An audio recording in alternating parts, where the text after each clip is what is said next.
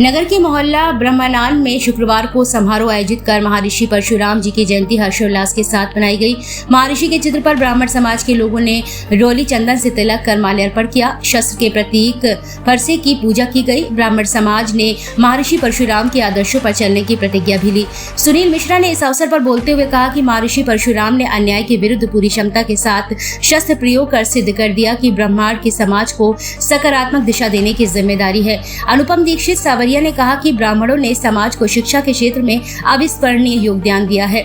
महर्षि परशुराम ने मानव समाज को संदेश दिया था कि माता पिता से बढ़कर पुत्र के लिए कोई नहीं होता है, पुत्र को आज्ञाकारी होना चाहिए। पंडित राजेश चतुर्वेदी ने रामचरितमानस की चौपाइयों के माध्यम से महर्षि को याद करते हुए कहा कि परशुराम ऋषि होने के साथ साथ वीर योद्धा भी थे और आज्ञाकारी संतान भी थे, जिन्होंने अपने पिता की आज्ञा के अनुपालन में अपनी ही माता का सिर फरसे से काट दिया था।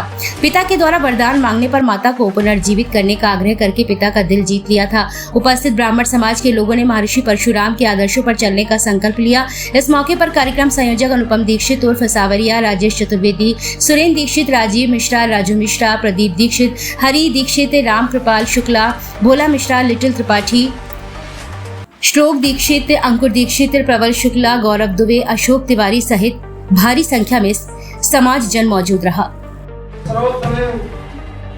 दृढ़ इच्छा के परिचय करें, शस्त्र और शास्त्र के विख्यात विद्वान हैं। इनके अनुसरण से ब्राह्मण समाज को आगे बढ़ना चाहिए। ये हमारे प्रेरणा स्रोत हैं। आज जिस प्रयास में जो कुछ भी हो रहा है, इसके लिए बहुत बहुत धन्यवाद देना चाहिए कि बृहद रूप न सही, लेकिन कम से कम अरे अपने मोहल्ला से ही सब लोग एकत्रित होते। आज की आवश्यकता है संघे शक्ति सर्वदा।